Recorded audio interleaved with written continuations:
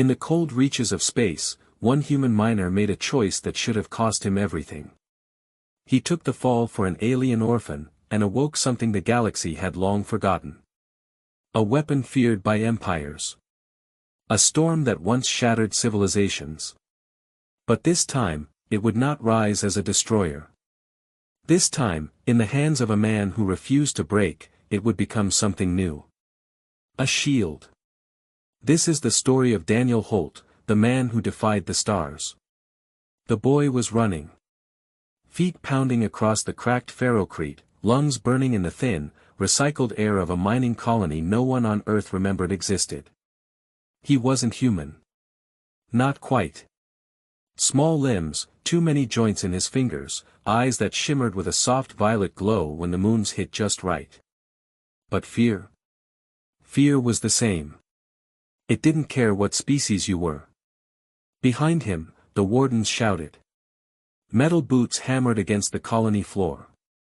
The sound of powered rifles charging hummed in the stale night. The boy tripped. He hit the ground hard, scraping his palms, coughing into the dirt. And that was when the humans saw him. Daniel Raines had no reason to be there. A miner by trade, a troublemaker by reputation, and a man barely holding together the shreds of a life that had once been worth something. He was only passing through that alley, heading nowhere in particular. But when he saw the child fall, when he saw the rifles raise and the shadows close in, something inside him moved. Something he thought he had buried years ago. He stepped forward. The wardens barked orders. The boy curled up tight, trembling. Daniel raised his hands, palms open. He spoke with the kind of steady defiance that only comes from a man who has lost too much to be afraid anymore. "Hey," he said, voice carrying in the alley. "He's with me." For a heartbeat, the universe went quiet. Then the rifles snapped toward him. The boy gasped. Daniel didn't flinch. He walked to the child, knelt, and wrapped one scarred arm around him. He didn't know why. He didn't know what madness had taken hold. All he knew was that no one pointed a gun at a child in front of him. Not anymore. Not ever again. The wardens advanced, their armor hissing with hydraulics. "You have no clearance," one growled through a rebreather mask. "That thing is a liability. Move aside." Daniel looked down at the boy. Wide violet eyes. Skin so pale it almost glowed. Not human, but not a threat. Just a child. And in that moment, Daniel made a choice. "No," he said softly. It wasn't a shout. It wasn't bravado. Just a word, steady as stone. The wardens raised their rifles. The last thing Daniel saw before the world went white was the boy's hand clutching his shirt, tiny fingers trembling. And then the pain hit. He woke to darkness. Not the kind of darkness that comes from closing your eyes, but the kind that presses in from every side, heavy and suffocating. His body felt like fire and ice all at once. His veins burned. His skull rang. Every heartbeat slammed through him like a hammer. And under it all, something new. A hum. Like a storm waiting to break. He tried to move, but his arms felt wrong. His skin felt wrong. He gasped, but no air filled his lungs, until suddenly it did, rushing in as though the universe had just remembered what breathing was. And then came the voice. Cold. Mechanical. Ancient. Host accepted. Activation complete. Daniel's eyes snapped open. He wasn't in the alley anymore. He wasn't anywhere he recognized.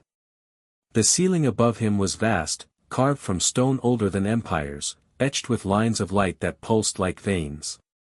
He sat up, and the world shifted. His body felt heavier, stronger, but not his own.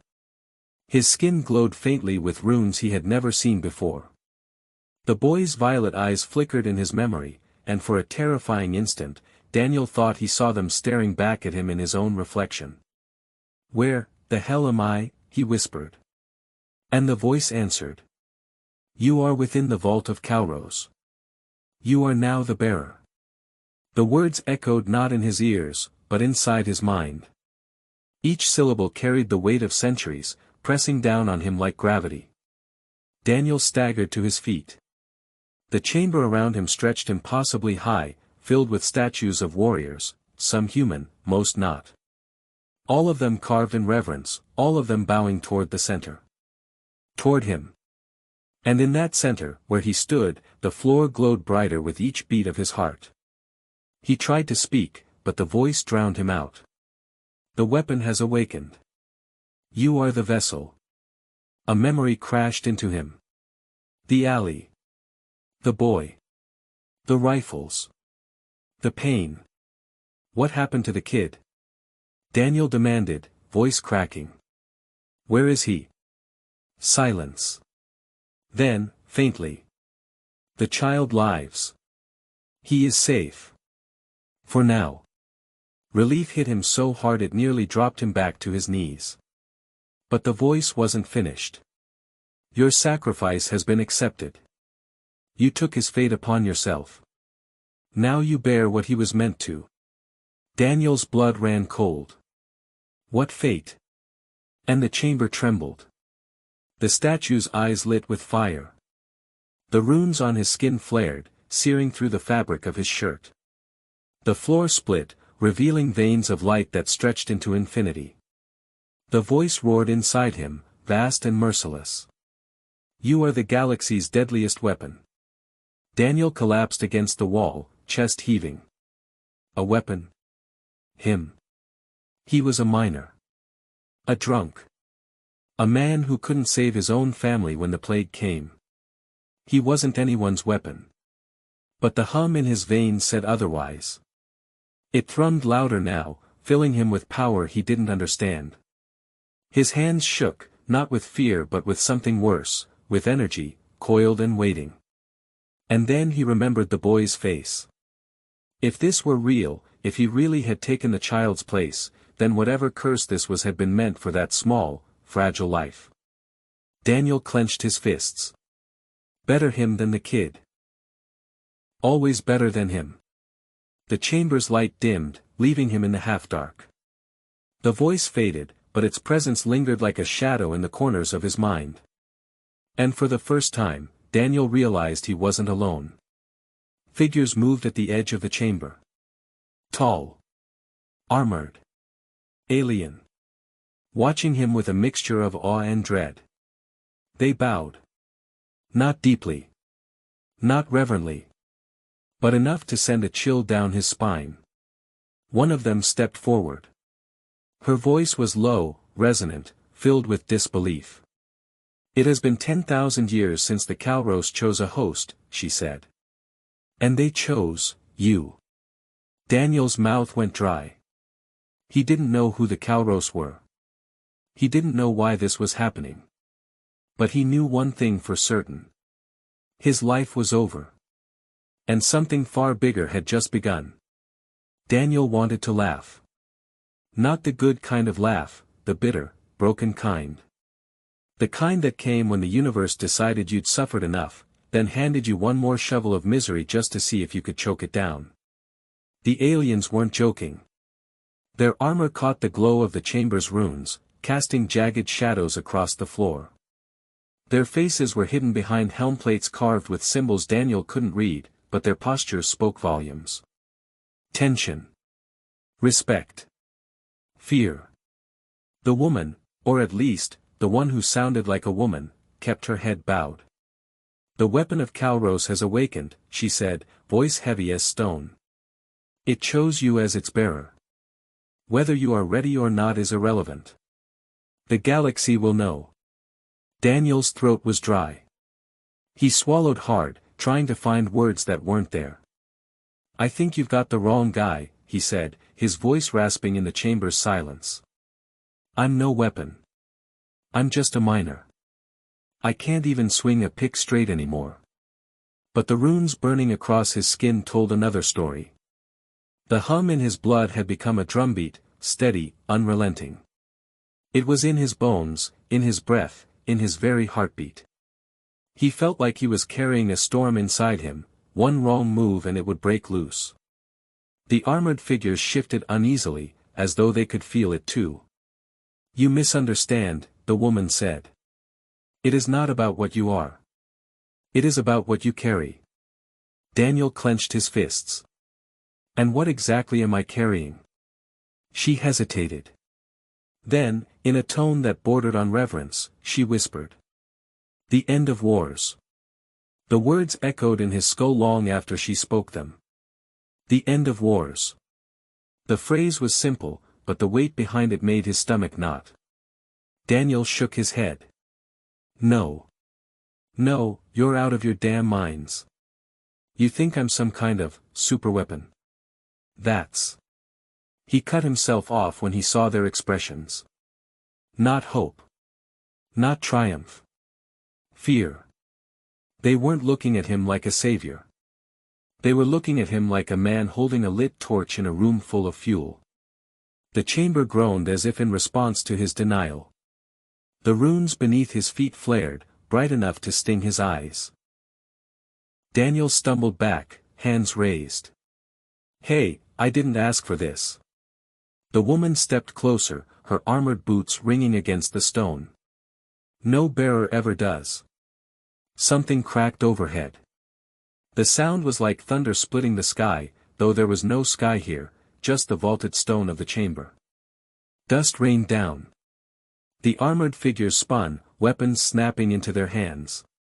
An alarm flared through the chamber, shrill, pulsing, alive. The woman's tone changed instantly. Sharp. Urgent. "They found us." Daniel blinked. "Who?" Her helm tilted toward him, and though he couldn't see her face, he felt the weight of her gaze. "Everyone." The wall behind her detonated. Stone split apart, fire licked across the chamber, and figures poured through the breach. Not armored like her group, not reverent. These were hunters, mercenaries, soldiers, killers. Their weapons glowed, crackling with energy, aimed straight at him. Daniel's body moved before his mind caught up. The hum in his veins spiked, flooding him with light. His hands snapped up instinctively, and the floor answered. A wave of force erupted from him, raw and blinding. The mercenaries were thrown back as though hit by a collapsing star. Stone shattered. Air itself seemed to rip apart under the pressure. When the light faded, silence hung heavy in the chamber.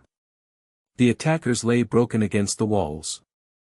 Some groaned weakly, others didn't move at all. Daniel's chest heaved. His arms trembled. He stared at his own hands, horrified. "What the hell did I just do?" The woman's voice was quiet. Almost reverent. "You survived your first surge." Daniel staggered back, bile rising in his throat.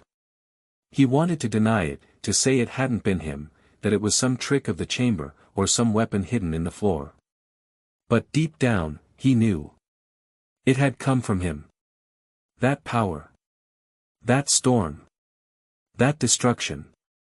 And if he'd aimed wrong, the boy could have been standing there. Daniel's knees buckled. He pressed his palms against the cold stone, fighting to steady his breath. "I don't want this," he whispered. The woman didn't move. She didn't offer comfort or denial. She only said, "No one ever does." They didn't linger.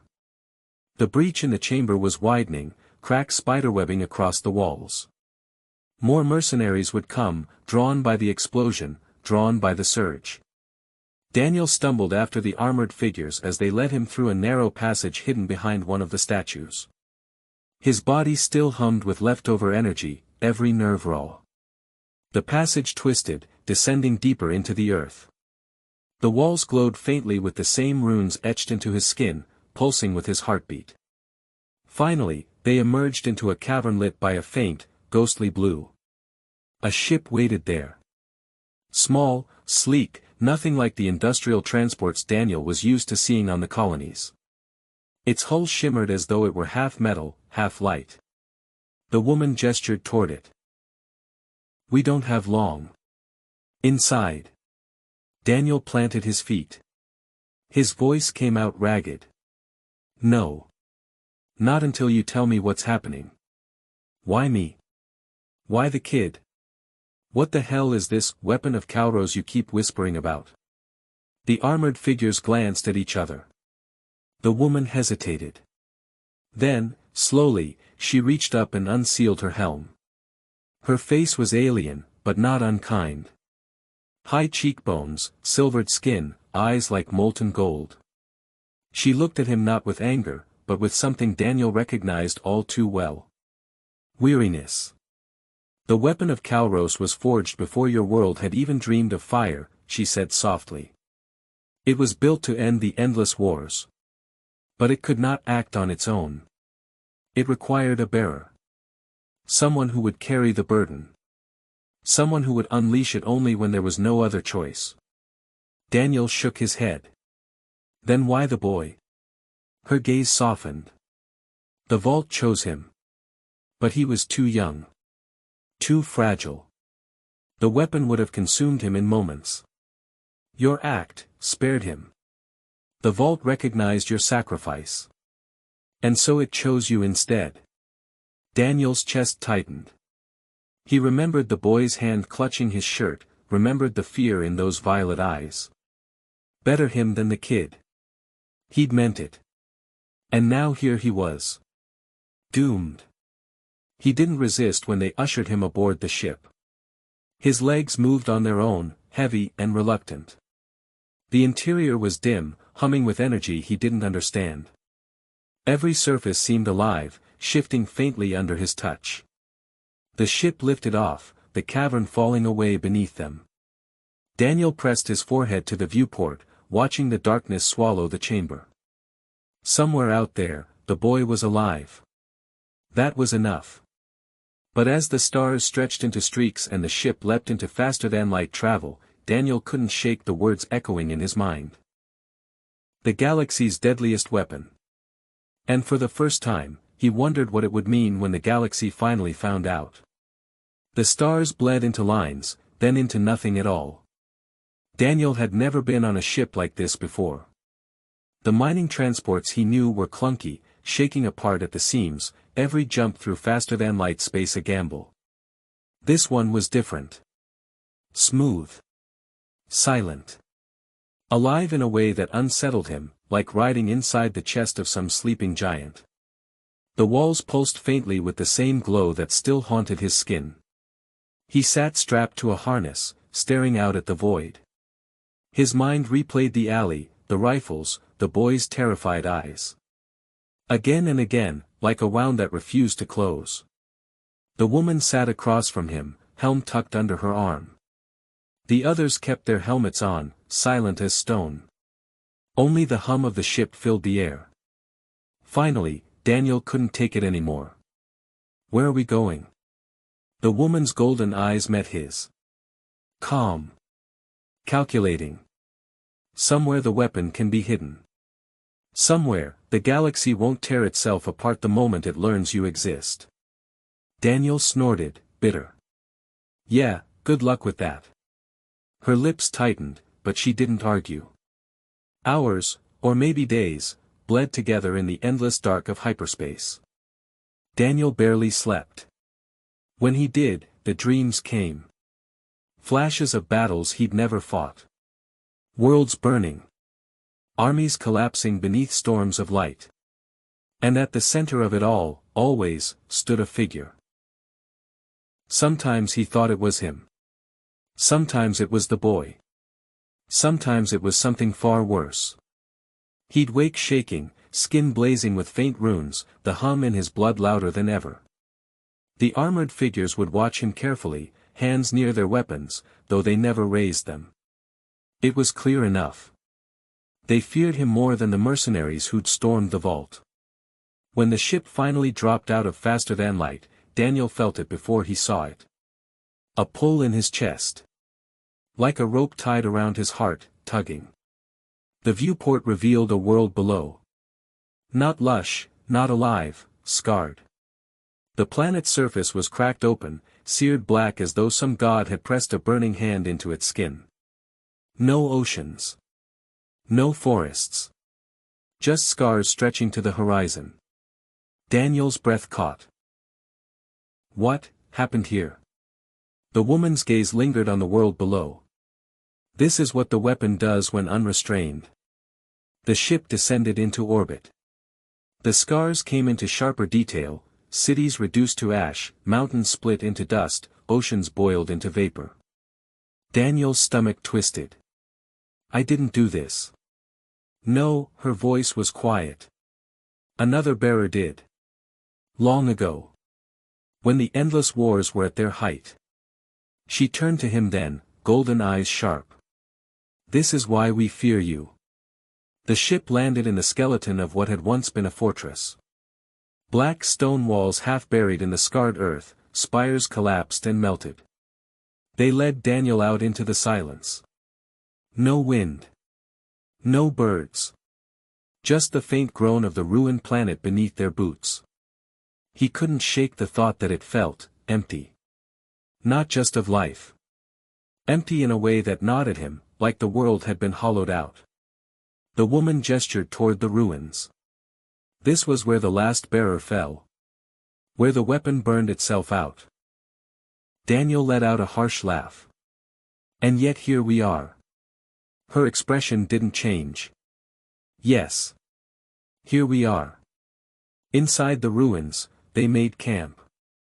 The armored figures moved with silent precision, setting up barriers, scanning the skies. Daniel sat apart, staring at his hands. The runes were faint now, but they never vanished. Always there, a reminder. A curse branded into his skin. He rubbed at them, wishing they'd fade. They didn't. The woman approached quietly, lowering herself to sit beside him. You haven't asked my name, she said. Daniel shrugged. Didn't figure it mattered. You'll probably dump me in some hole and forget about me. Her lips curved faintly, though it wasn't quite a smile. I am Ceres. Keeper of the vault. Last of the order sworn to contain what you now bear. Daniel eyed her. You're telling me you dragged me halfway across the galaxy just to lock me up? Ceres didn't deny it. If that is what it takes to keep the galaxy safe, yes. They sat in silence for a while. Daniel thought of the boy again. Alone, afraid. Was he safe? The voice in the vault had said so, but could he trust it? Could he trust any of this? He finally asked the question burning in his chest. What happens to me now? Ceres looked at him, eyes filled with something that wasn't quite pity. That depends on you. That night, the dreams came again. But this time, they were clearer. He saw fleets clashing in the void, ships torn apart by storms of light. He saw planets burning, cities crumbling, billions screaming. And he saw himself standing at the center, arms outstretched, runes blazing like suns. The power poured out of him, endless, unstoppable. The galaxy bent before him. And when it was over, when the light faded, there was nothing left. Daniel woke with a cry, sweat streaming down his face, his chest glowing like fire. The hum in his veins roared. The camp was in chaos. Figures rushed to their feet, weapons raised, eyes locked on him. Ceres shouted something, but he barely heard. The storm inside him was breaking loose. Daniel staggered upright, clutching his chest. He could feel it, the power pressing against him, begging to be unleashed. His vision blurred, the ruins shifting, the sky burning with phantom fire. He dropped to his knees. Make it stop, he gasped. Please, make it stop. Ceres was suddenly there, her hand gripping his shoulder. Her touch was cool, steady, grounding. Breathe, she said firmly. You are not the weapon. You are its bearer. It answers to you. Not the other way around. Daniel squeezed his eyes shut, forcing air into his lungs. The storm raged. The runes burned. But slowly, painfully, he pulled it back. The glow dimmed. The hum faded to a low thrum. When he opened his eyes again, the others were still watching him, weapons half raised. Fear etched into every movement. He hated it. Hated their stares. Hated what he was becoming. Later, Sarah sat with him at the edge of the ruins. The scarred horizon stretched before them, endless and empty. "You begin to understand," she said quietly. Daniel shook his head. "I don't understand a damn thing. I didn't ask for this. I didn't want this." Her gaze softened. "Neither did the last bearer. Or the one before. The weapon doesn't choose based on desire. It chooses based on need." Daniel turned on her, anger sparking. "Then why me? Why not you? Why not anyone else? Why a broken man with nothing left?" Saris held his stare. "Because you took the fall for a child." The words hit harder than he expected. "You bore his fate," she continued. "Without hesitation. Without thought of yourself. That is why the vault chose you. That is why it trusts you." Daniel looked away, throat tight. He didn't feel like someone worth trusting. He felt like a man standing on the edge of a cliff, waiting to fall. But before he could answer, the horizon lit with fire. The sky split open as ships descended, black and jagged, weapons burning. The mercenaries had found them again. And this time, there were more. Far more. The sky was bleeding fire. Streaks of burning light tore through the clouds as the ships descended. Not mining freighters. Not a patrol craft. Predators. Their hulls were black steel, edged with red, each bristling with weapons that glared like angry suns. Daniel felt the pull in his chest the instant he saw them. The hum in his veins quickened, like the weapon knew danger before his mind could even process it. His stomach twisted. Around him, Saris and her warriors moved with disciplined precision. Shields unfolded. Heavy rifles hummed to life. They knew what was coming. Daniel didn't. Not fully. Not yet. But he was about to learn. The first strike hit the ruins with a sound like the planet itself screaming. Stone shattered. Dust billowed. Daniel staggered back as the ground split open beneath him, heat and fire ripping across the camp. Figures dropped from the ships, mercenaries in jagged armor, faces hidden behind skull masks. Their weapons spat lances of red light that cut through stone like paper. Saris shouted orders, her voice steady even as chaos erupted. Her warriors moved like shadows, their rifles singing, cutting down the first wave. Daniel froze. His heart pounded. His skin burned with light. His body screamed at him to act. But what if he lost control?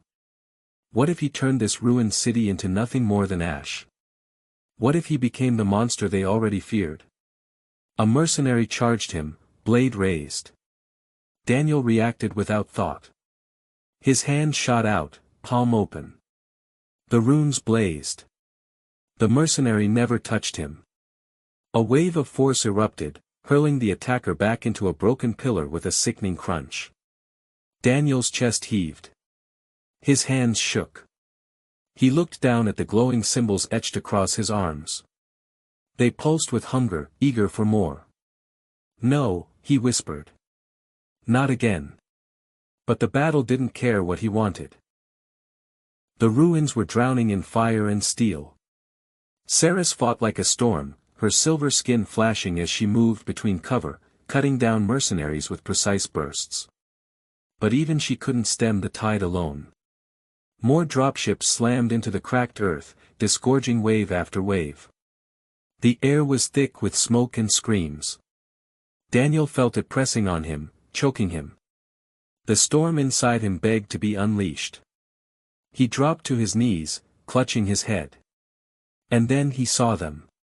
Children. Not human. Not like the boy he'd saved. But children nonetheless, cowering in the ruins, dragged here as slaves by the mercenaries. Their small frames trembled as blaster fire cut the air around them. Daniel's heart stopped. He didn't think. He acted. The ground cracked as he rose.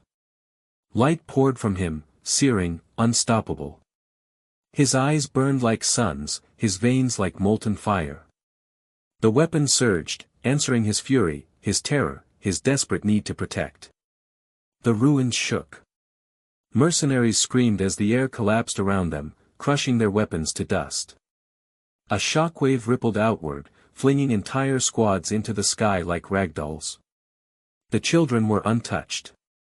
The light parted around them, leaving them in a circle of calm even as the storm tore their captors apart. Daniel staggered forward, arms raised, power spilling from every inch of his body. Stay away from them. His roar echoed across the battlefield. And then silence. The storm receded. The dust settled. Hundreds of mercenaries lay broken across the ruins. Their ships smoldered, half buried in the cracked earth. The children clung to one another, wide-eyed, but unharmed. Daniel stood in the center, chest heaving, runes blazing like firebrands. His arms trembled with the aftershock of power, but he was still standing. Still himself. For now. The warriors of Ceres's order lowered their weapons slowly, staring at him with awe and fear. Ceres approached, her expression unreadable. "You spared them," she said quietly, nodding toward the children. Daniel swallowed hard, voice hoarse. "Of course I did. They're just kids." Her golden eyes searched his face. The last bearer did not. The words cut deeper than any blade. Daniel looked down at his hands, still glowing faintly, and felt the weight of what she meant. This power could burn worlds. Could slaughter armies. Or, it could shield. But only if he kept hold of it. Only if he didn't let it consume him. The surviving mercenaries fled, their ships clawing back toward the sky. The battlefield went still, broken only by the groans of twisted steel and the faint cries of rescued children. Daniel sank to his knees, exhausted. Every muscle screamed, every nerve raw. His body felt stretched thin, like he was one breath away from tearing apart. Ceres crouched beside him, her silver skin glowing in the moonlight. "You are not what I expected," she admitted. Daniel let out a rough laugh. "Join the club." Her gaze softened. "You spared the innocent. That matters more than you know." He didn't answer. Couldn't. His chest ached with more than fatigue. It ached with the memory of the boy in the alley. The boy who should have carried this curse. The boy Daniel had damned himself to save. Night fell. The ruins glowed faintly under fractured stars. The children slept under makeshift shelters, watched over by Ceres's warriors. Daniel sat apart, staring into the fire. The weapon's hum had quieted, but it never vanished. Always there, just beneath his skin, whispering. He thought of his family. The plague. The graves. The endless nights drowning himself in drink because he hadn't been enough to save them. And now. Now he was the galaxy's deadliest weapon. The irony made him want to laugh and scream all at once. Ceres sat across from him, her expression unreadable in the firelight. "You fear yourself," she said. Daniel met her gaze. "Wouldn't you?" She didn't deny it. The silence stretched, broken only by the crackle of flames. Finally, Daniel spoke. "Those mercenaries. They weren't just after me, were they?" Ceres hesitated. Then nodded. "They were after what you represent. The galaxy has waited 10,000 years for this weapon to awaken again. Some will seek to use it. Others to destroy it. All will come for you." Daniel's chest tightened. "And the boy?" Her eyes flickered. "What boy?" Daniel leaned forward, voice sharp. The one from the colony. The one I saved. The reason I'm in this mess. Where is he?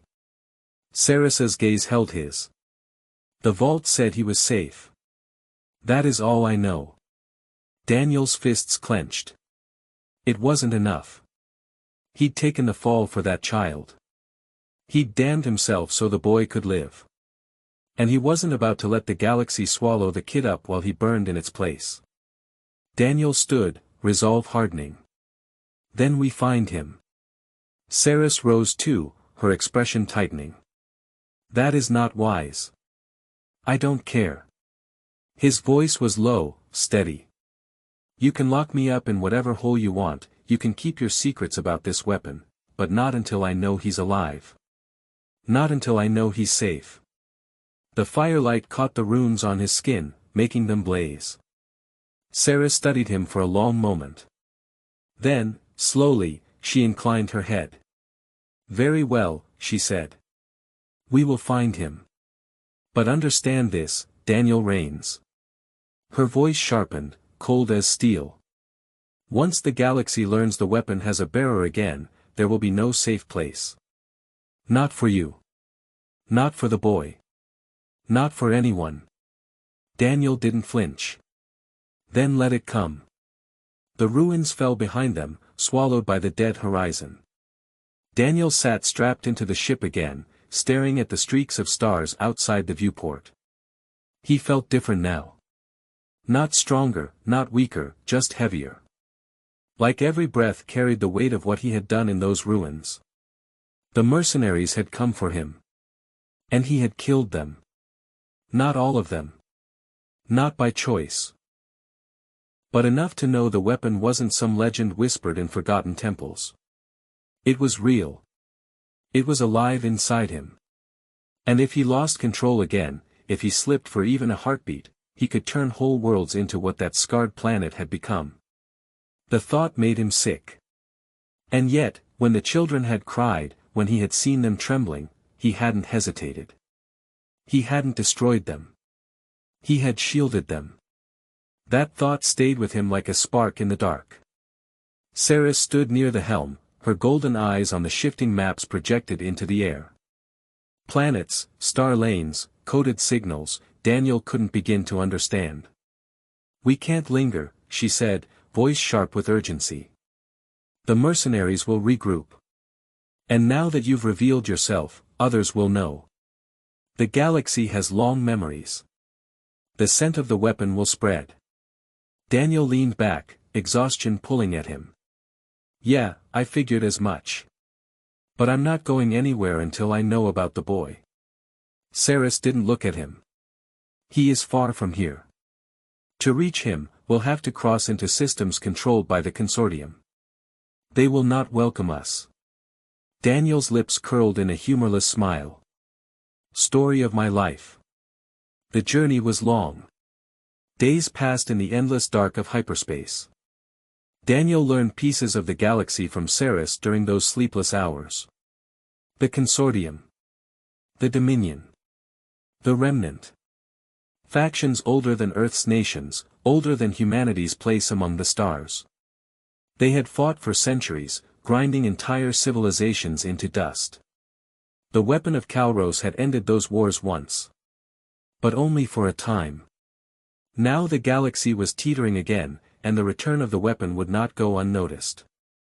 Some will see you as salvation, Saris said. Others as doom. Few will care that you never asked for this. Daniel stared at his hands, the faint runes glowing in the dim light. Yeah, I'm starting to get that impression. The dreams didn't stop. Every night, Daniel saw more. Fleets burning. The world shattering. Armies breaking before a storm of light that poured from his own hands.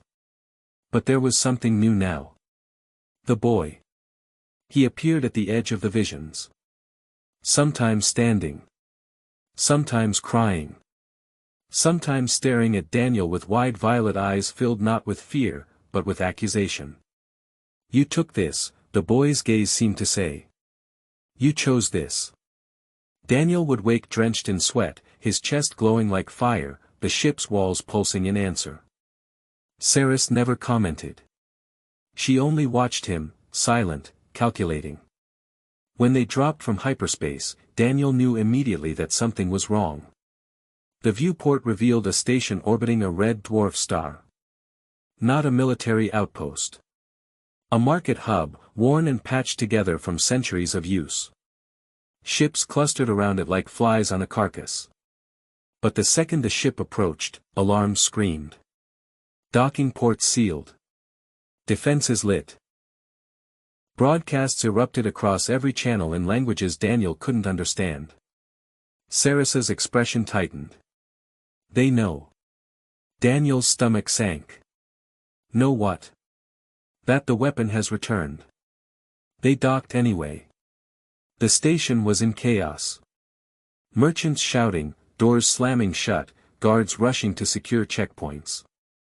The crowd surged back the moment Daniel stepped off the ship, eyes wide, whispers hissing through the air like fire catching dry grass. Bearer, Carlos, destroyer. They recoiled from him, mothers pulling children close, soldiers gripping weapons with trembling hands. Daniel wanted to shout at them. To say he wasn't their monster, that he hadn't chosen this, that he was just a man. But the runes glowing faintly across his skin told another story. And in their eyes, that story was all that mattered. Saris led him through the market, her hand resting near her weapon. Every gaze followed them. Every shadow bristled with fear and hunger. Daniel's chest burned with shame. "Where's the boy?" he muttered. Saris's voice was low. He was last seen in this sector. Hidden among refugees fleeing the Dominion's wars. If he lives, he is here. Daniel scanned the faces in the crowd. Humans. Aliens. All shapes and sizes. None familiar. None with violet eyes. But the pull in his chest, the same pull he had felt on the scarred world, was here too. Faint. Calling. He followed it. The trail led to the lower levels. Dark corridors. Flickering lights. The air was thick with oil and fear. Refugees huddled in corners, children with hollow eyes, and elders clutching scraps of food. They stared at him with the same mix of awe and terror as the others, but weaker now, too beaten down by survival to care. And then Daniel saw him. The boy. Curled up against a wall, thin arms wrapped around his knees, violet eyes glimmering in the dark. Alive. Daniel's chest tightened so hard it hurt. He dropped to his knees, reaching out. "Kid." His voice cracked. "It's me. You're safe now." The boy flinched at first. Then recognition flickered in his eyes. His small fingers clutched Daniel's sleeve. Just like before. Daniel swallowed hard, fighting the lump in his throat. "I told you. I wouldn't let them hurt you." The moment should have been enough. But it wasn't. Because the sound of boots filled the corridor. Soldiers. Consortium colors. Their rifles glowed as they raised them, eyes fixed on Daniel. The leader's voice cut through the air, cold and commanding. "Step away from the child." Daniel rose slowly, the boy clutching his side. His heart pounded. His skin burned. The weapon hummed, eager, hungry. Saris stepped forward, her hand on her weapon. "We don't want bloodshed." The leader sneered. "Then hand over the bearer. The consortium will not allow this thing to walk free." Daniel's chest ached with fury. Not at the soldiers. Not at the threat. At the boy's hand, trembling against his shirt. At the thought of losing him again. His voice came out low, steady, unshakable. "You'll have to go through me." The corridor froze in silence. Daniel stood with the boy clinging to his side, the glow of runes faint beneath his skin. Soldiers lined the passage, rifles humming, eyes sharp and unyielding. Every instinct screamed at him to unleash the storm. To tear the guns from their hands, to blast them into the walls. But the boy's fingers gripped his shirt. Fragile. Trembling. Daniel couldn't risk it. Not again. He raised his hands slowly, palms open. You don't want to do this. The leader sneered. You're right. I don't. But orders are orders. His rifle snapped up. The first shot never landed. Saris moved like lightning. Her rifle sang, cutting the weapon clean from his grip. Energy flared, scattering sparks across the corridor. The soldiers shouted, stumbling into formation. The passage erupted into chaos, bolts of light tearing the air, the crack of rifles echoing like thunder. Daniel grabbed the boy, pulling him against the wall. The hum inside him roared, begging to be released. He clenched his fists, teeth grinding. Not yet. Not unless he had to. Saris fought with brutal grace. Every movement was calculated, every shot precise. 2 soldiers dropped. 3 more followed. But there were too many. Daniel felt the walls closing in, the storm inside him pressing harder. His vision blurred, the world pulsing with light. One of the soldiers broke through the chaos, weapon leveled at the boy. Daniel didn't think. He moved. The runes flared. His hand shot out. The rifle crumpled like paper. The soldier was hurled across the corridor, slamming into steel with a bone-cracking crunch. The boy gasped but didn't let go. His violet eyes stared up at Daniel, wide not with fear this time, but with awe. And that terrified Daniel more than anything. The battle ended as suddenly as it had begun. The last soldier fell, his weapon skittering across the floor. Smoke hung in the air, the stench of scorched metal heavy on every breath. Saris lowered her rifle, chest heaving. Her golden eyes flicked to Daniel, then to the boy. You're drawing too much attention, she said.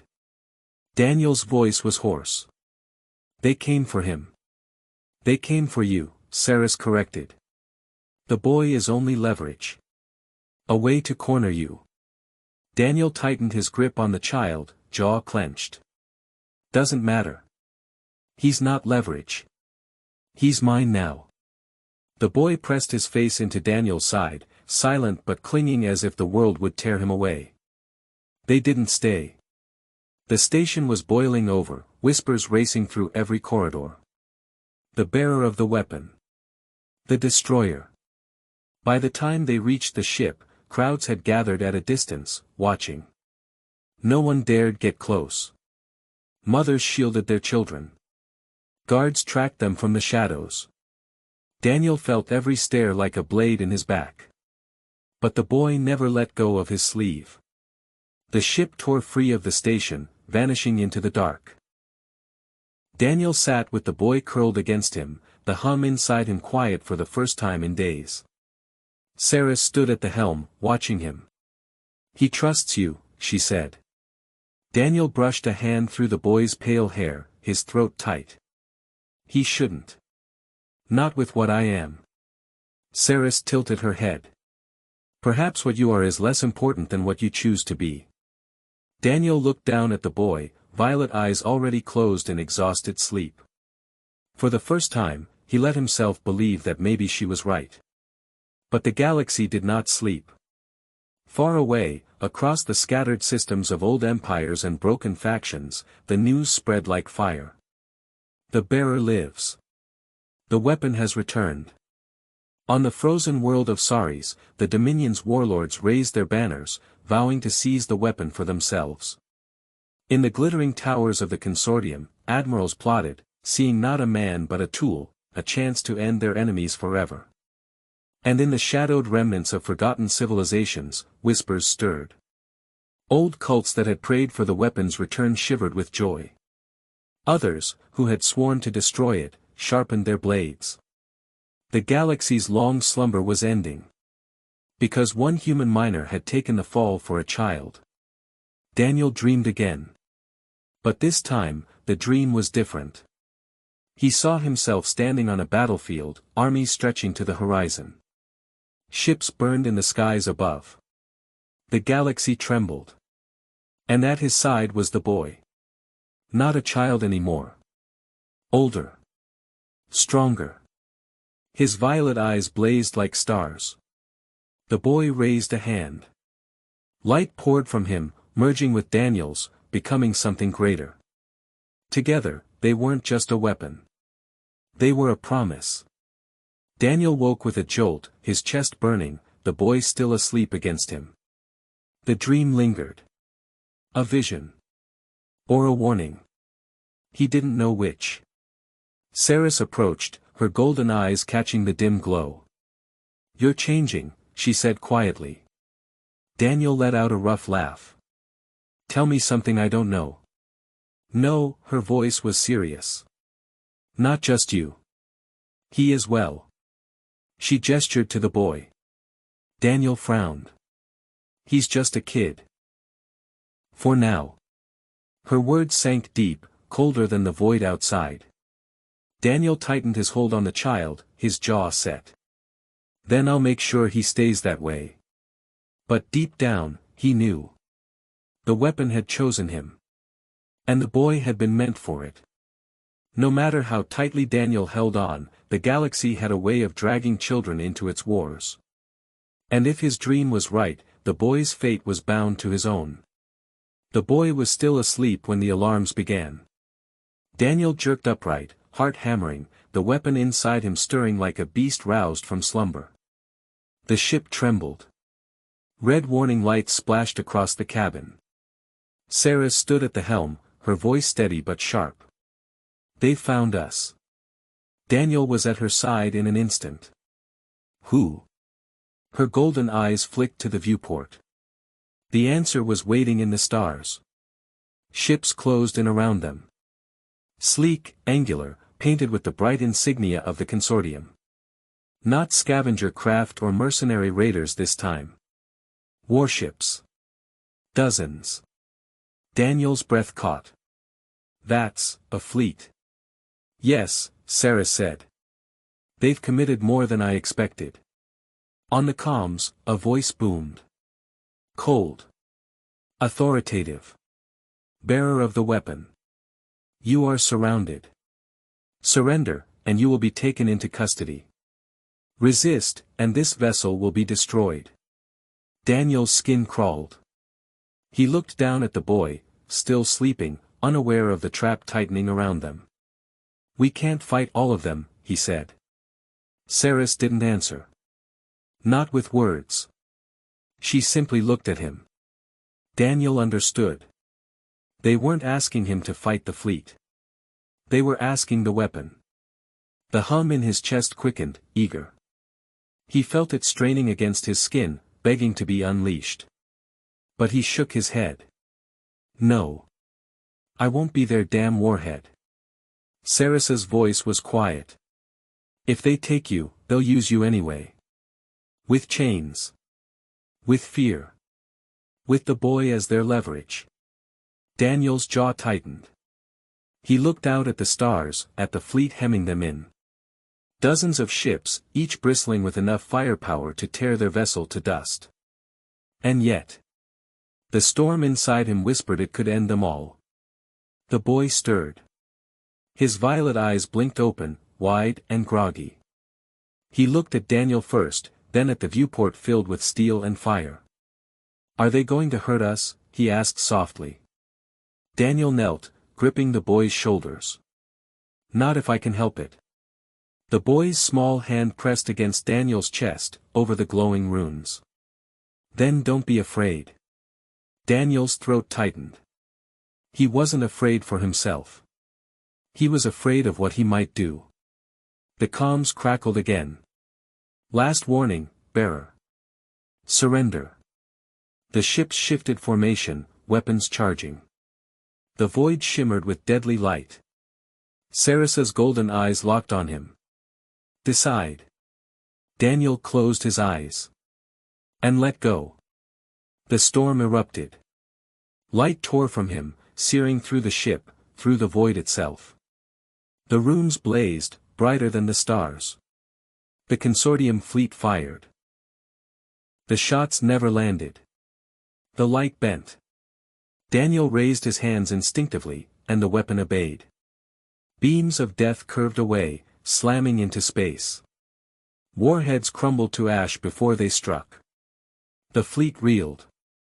Daniel staggered forward, chest blazing, his voice a roar. Leave us alone. The storm surged outward.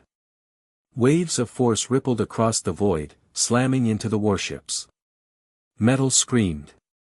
Hulls buckled. Some ships spun helplessly, their engines snuffed out. Others were shattered, torn apart like paper in a hurricane. But not all. Daniel gritted his teeth, pulling the storm back with every shred of will. He could end them.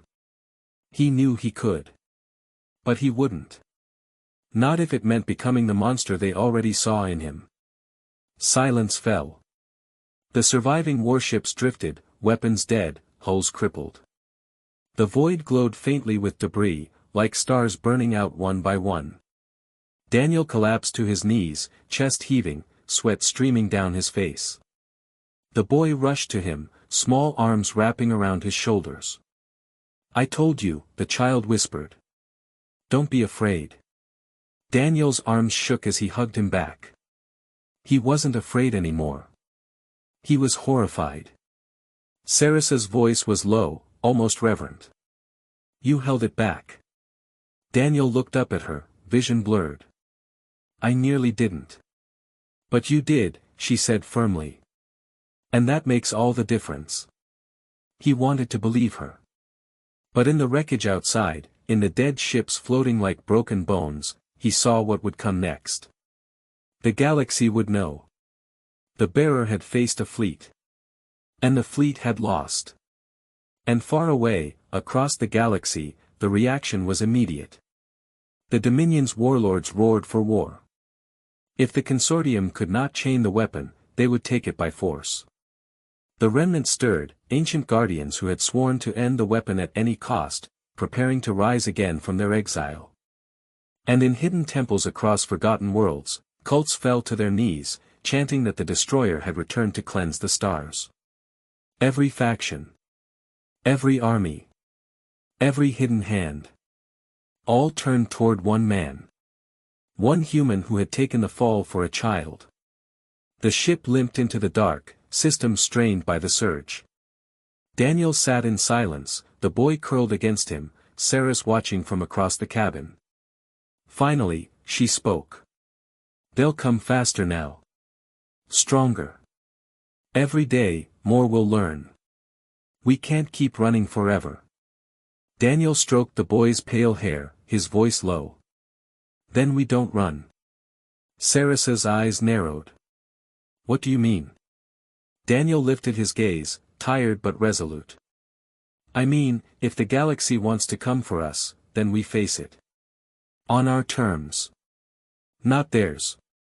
His hands clenched, the runes glowing faintly beneath his skin. I'm not their weapon. I'm not their destroyer. And I'm damn sure not their prisoner. He looked down at the boy, who was watching him with those endless violet eyes. I'm his shield. The ship floated in silence. Stars wheeled past the viewport, cold and endless, but Daniel's eyes weren't on them. They were on the boy. The child sat curled in one of the seats, violet eyes fixed on the glow in Daniel's chest. Not with fear. Not anymore. But with something else. Curiosity. Trust. Daniel swallowed hard. He wasn't sure which scared him more. Saras broke the quiet. You said we face them. On our terms. What terms are those? Daniel looked at her, his jaw tightening. I don't know yet. But running's not working. They'll never stop. Not for him. Not for me. The only way this ends is if we make them see. See what? That we're not theirs to use. That I'm not their weapon. That he's not their pawn.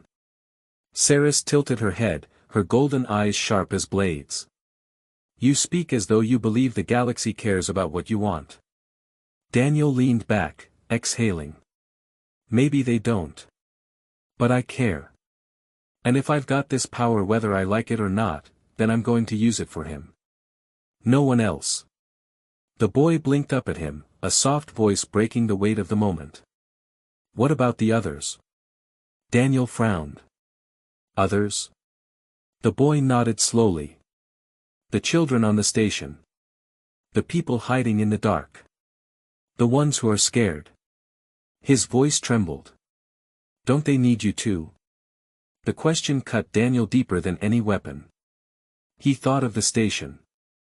The hollow eyes of the refugees. The way mothers had clutched their children when he walked past. He thought of Earth, of miners working themselves to the bone, of forgotten families scraping by in silence while the galaxy burned. He thought of himself, just one man, a nobody, who had taken the fall for a child without thinking, because someone had to. Daniel closed his eyes. Yeah, he whispered. They need someone. When he opened them again, the boy was still staring at him, waiting. And Daniel knew he couldn't turn away. He stood, the glow of the weapon simmering beneath his skin. Then that's what we do. We don't just run. We don't just fight back. We show them we're not afraid. We help the ones who don't have anyone else. Saris arched an eyebrow. You would turn the galaxy's deadliest weapon into a shield for the weak? Daniel met her gaze, unflinching. Damn right. For the first time, Saris's sharp expression softened. Just a flicker. But enough. Then we'll need allies, she said. And places the Consortium and Dominion cannot reach. Her golden eyes narrowed. I may know where to start. The next jump took them to the fringes of known space. Not to the bustling markets of the Consortium or the towering citadels of the Dominion, but to the forgotten edges, where exiles, smugglers, and survivors scraped out lives in the shadow of empires. Their ship drifted toward a scattered cluster of asteroids, hollowed out and webbed with metal. A hidden settlement, clinging to life against the void. Daniel could feel the eyes on them the moment they docked. Suspicion. Hunger. Fear. But also, hope. The settlement was chaos. Refugees huddled in patched-together corridors, vendors shouting over broken machinery, guards patrolling with weapons that looked one shot away from failure. And everywhere, whispers followed Daniel. The bearer. The weapon. The destroyer. He kept his head down, the boy's small hand in his, Saris guiding them deeper into the warren of steel and rock. Finally, they reached a chamber lit by dim lanterns, where a handful of leaders waited. Hardened faces, scarred by years of war and exile. One stepped forward, a woman with half her jaw replaced by steel. Her eyes glinted with suspicion. You brought him here, she asked Saris, voice cold. The thing that could kill us all. Daniel bristled. I'm standing right here. Her gaze cut to him, sharp as glass. Then you can answer me yourself. Why should we let you live? Daniel looked at the boy beside him, then at the worn, desperate faces crowding the chamber. He could feel the storm inside him, waiting, ready to answer violence with violence. But he pushed it down. I didn't ask for this, he said, his voice steady. I didn't want it. But I've got it now, and I'm not going to let anyone use it to hurt people like you. Or him. He squeezed the boy's hand gently. I'm not your destroyer. I'm not your weapon. I'm just a man. And right now, you need a shield more than anything else. The chamber fell into silence. The leaders stared at him. The crowd held its breath. And slowly, just slowly, some of the fear in their eyes began to shift. The woman with the steel jaw studied him for a long moment. Then she spoke. You say you'll be a shield. Prove it. Daniel frowned. How? Her gaze hardened. There's a Dominion raiding party that's been taking our people. Children. We don't have the strength to stop them. If you mean what you say, then stop them. Daniel's chest tightened. The boy's hand gripped his tighter. Sarissa's golden eyes flicked to him. This will expose you further. Once word spreads, every faction in the galaxy will know exactly where you are. Daniel looked at the boy, then at the people watching him with desperate hope. He thought of miners in the dark, of refugees in the ruins, of children waiting for someone to stand between them and the storm. His decision came as easily as breathing. Then we show them, he said. All of them. That night, Daniel sat alone in the ship, staring at the stars. The boy slept nearby, curled in a blanket. Saris was checking weapons, preparing for the raid to come. Daniel pressed a hand to his chest, feeling the hum of the weapon beneath his skin. It terrified him. It tempted him. It threatened to consume him. But for the first time, he felt something else in it too. Not just destruction. Possibility. If he could hold it back. If he could shape it. If he could fight not as the galaxy's weapon, but as his own man. Then maybe, just maybe, he could turn the thing that had once shattered empires into something new. A shield. And in the darkness beyond, unseen eyes watched. The Dominion's warlords. The Consortium's admirals. The Remnant's guardians. All listening. All waiting. The weapon had revealed himself again. And this time, he wasn't just surviving. He was fighting back. The Dominion raiders came at dawn, though dawn meant little on a hollowed asteroid drifting in endless night. The alarms wailed through the settlement. People scrambled for cover, dragging children, clutching scraps of food and water. Fear thickened the air like smoke. Daniel stood at the airlock, the boy behind him, Saris at his side. Through the viewport, he saw them. The raiding ships were small, fast, and armed with cruel weapons designed to burn through steel and flesh alike. Their hulls were painted in blood-red streaks, marked with the jagged insignia of Dominion warlords. They descended like vultures. Daniel's fists clenched. "They're here for children," he said. His voice shook with fury. Sarissa's hand rested on her weapon. "They always are." The first blast struck the settlement.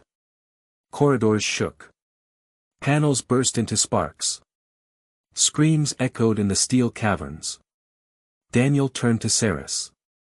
"Get them to safety. Hide as many as you can." Her golden eyes flashed. "And you?" Daniel glanced at the boy. The child's violet eyes were wide but steady, locked on him. Daniel bent down, gripping his small shoulders. "Stay with her. Don't let go." The boy whispered, "But what about you?" Daniel forced a smile. "I'm going to keep them away from you." The boy nodded once, jaw tight. He didn't cry. He didn't plead. He just trusted. That trust hit Daniel harder than any weapon. He turned, runes glowing faintly beneath his skin, and strode into the storm. The raiders broke through the outer hull. Armored figures poured into the settlement, snarling through helmets shaped like beasts. They carried chains as much as rifles, nets meant for capturing the weak. They didn't expect resistance. And they didn't expect him. Daniel stepped into their path, the glow of the weapon flaring to life across his body. The raiders froze, weapons raised. One barked a laugh through his helmet. A human. Alone. Daniel's voice was steady. Not alone. The storm answered him. Light burst outward. The first wave of raiders was hurled into the walls, weapons shattering. Chains turned molten, nets dissolved into ash. Daniel moved like fire given flesh. He didn't strike to kill.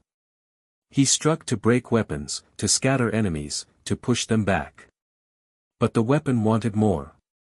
It surged inside him, begging to burn, to crush, to destroy. Every time he held it back, it clawed at him harder. His vision blurred, his heart thundered. And still, he fought it. He thought of the boy's hand on his chest. He thought of the children hiding in the settlement's dark corners. He thought of who he wanted to be. And he forced the storm to obey. The raiders fell back, shaken. Their leader snarled, a towering figure clad in spiked armor. His voice was a growl through the calms. The bearer. Daniel's stomach sank. Even here. Even at the edge of nowhere. They knew. The leader raised his weapon, a jagged blade humming with stolen energy. Take him alive. The Dominion will tear the galaxy apart to have the weapon again. The raiders surged. Daniel raised his hands. And the storm roared. This time, he didn't hold back as tightly. Walls of force rippled through the corridors, slamming raiders into the floor. Blades shattered on invisible shields. Every strike, every chain, every blast of firepower, turned aside like dust in the wind. But still, he didn't kill. He crushed rifles, snapped armor, pinned men to walls with currents of light. He left them broken, not dead. The leader staggered under the assault, but his eyes blazed with fanatic fire. You think mercy will save you, he spat. The galaxy will never see you as anything but a weapon. Daniel's voice cut through the chaos, raw with fury. Then I'll show them what kind of weapon I am. He surged forward. The storm wrapped around his fists. His blow struck the leader's blade, shattering it into fragments of burning steel. The shockwave hurled the armored giant across the chamber, slamming him into the far wall. The raider leader lay still. The rest broke. They fled back to their ships, dragging the wounded, leaving their dead behind. Engines roared as the raiding fleet tore away from the settlement, beaten, not by firepower, but by one man who refused to let them take another child. Silence fell. The refugees crept from hiding, eyes wide, staring at him. Mothers held their children close. Elders pressed their hands to their hearts. Whispers spread. Not a destroyer. Not monster. Shield. The word carried through the settlement like a spark catching kindling. Daniel stood in the wreckage, chest heaving, the glow fading slowly from his skin. The boy ran to him, small arms wrapping around his waist. Daniel dropped to one knee, hugging him tightly. You came back, the child whispered. Daniel's voice broke. Always. That night, the settlement lit fires for the first time in years. Not for warmth, heat was rationed carefully, but for celebration. Daniel sat among them, the boy at his side, Ceres across the fire. Music drifted from broken instruments, and laughter mingled with tears. The woman with the steel jaw approached. Her hard gaze softened as she looked down at him. You saved us, she said. Daniel shook his head. I didn't save anyone. I just stopped them from taking what wasn't theirs. She studied him for a moment, then nodded.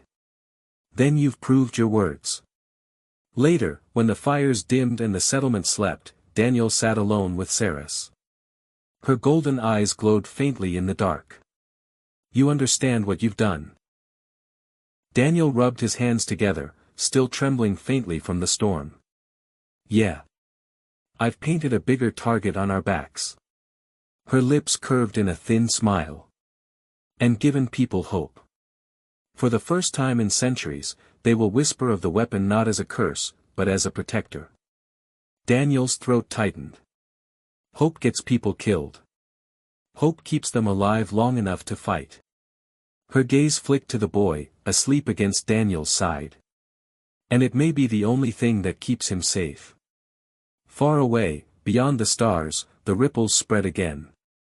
Dominion warlords seethed at their defeat. The consortium bristled with fury that their rival had encountered the weapon first. The remnant stirred in their hidden sanctuaries, ancient oaths reawakening.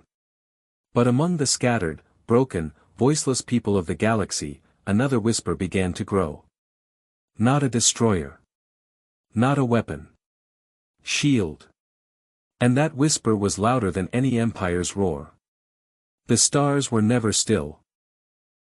Even in silence, the galaxy moved, vast and endless, burning with wars that had begun long before Daniel was born. And now, all of it was watching him. He sat on the edge of the settlement's dock, boots dangling above the void, the boy at his side. Saris stood nearby, quiet as always, her golden eyes scanning the dark. Daniel felt the weight of it pressing on his chest. The Dominion. The Consortium. The Remnant. Every power that wanted him chained, dead, or bent to their will. He could almost feel their eyes in the starlight. The boy leaned against him, small and steady. "They'll come again, won't they?" Daniel sighed. "Yeah. They'll keep coming." The child tilted his head up. "Will you stop them?" Daniel swallowed, throat tight. "I'll try." The truth burned in him. He didn't know how long he could keep holding the storm back. He didn't know if his mercy today would be his undoing tomorrow. But he did know this: he wouldn't let the boy be taken. He wouldn't let another child face chains while he had the strength to break them. Saris stepped closer, her voice low. "Word is spreading. Colonies already whisper of you. Some want to follow. Some want to fight. You will not stay hidden for long." Daniel gave a dry laugh. Never was much good at hiding. Her gaze softened. "What will you do now?" Daniel looked at the boy, then at the broken stars, then at the faint glow of the runes beneath his skin. "I'll do what I said. Be a shield. Not just for him. For anyone who needs it." The boy's small hand found his, fingers curling tight. "You're not afraid anymore," he said. Daniel looked down at him, startled. "Who told you that?" The boy shrugged, serious beyond his years. "I can see it. Before, you were afraid of yourself. Now you're not." Daniel exhaled, a bitter smile tugging at his lips. "Maybe I should be." The boy shook his head. "No. Because you're not the weapon. You're Daniel." The word struck harder than any blast. And for the first time since the ruins, Daniel felt something shift inside him. The storm was still there, still vast and terrible. But it no longer felt like a chain. It felt like a choice. The next morning, the settlement gathered. Mothers. Children. Elders with hollow eyes. Warriors with old scars. They looked at him not with fear, not with suspicion, but with something else. Expectation. Hope. Daniel stood before them, heart pounding. His voice carried over the crowd, rough but steady. "I don't know what you've heard about me. Most of it's probably true. I've got something inside me I never asked for. Something that can burn whole worlds if I let it." The whispers rose, then fell silent again. Daniel lifted the boy into his arms, his violet eyes shining against the dark. "But I'm not here to burn your worlds. I'm here to keep them standing. I can't promise I'll win every battle. I can't promise I'll always make the right choice. But I can promise this." His voice broke, but he forced the words out. "No one takes your children while I'm still breathing." The silence that followed was heavy. Then, one voice shouted. "Shield." Another took it up. "Shield." Soon, the chamber thundered with the chant. Not a destroyer. Not a weapon. Shield. The boy smiled against Daniel's shoulder. Saris's golden eyes glimmered in the firelight. And for the first time, Daniel let himself believe that maybe, just maybe, he could be more than the galaxy's curse. But far away, the galaxy stirred. In the Dominion's war halls, warlords snarled for blood. In the Consortium's shining towers, admirals sharpened their plans. And in the hidden sanctuaries of the Remnant, ancient warriors whispered vows. The weapon lived. But so did the shield. And the galaxy would never be the same. Daniel watched the stars one last time before departure. The boy leaned against him, drifting to sleep, safe for now. Saris adjusted the ship's helm, her voice a murmur. You realize what you've done, don't you? Daniel smirked faintly. Started a fight I can't win. She shook her head. Started something bigger than war.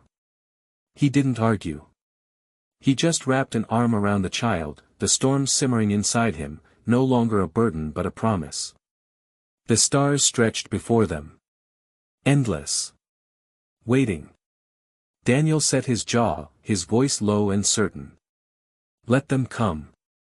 And with that, the shield of the galaxy left the dock, and the legend began.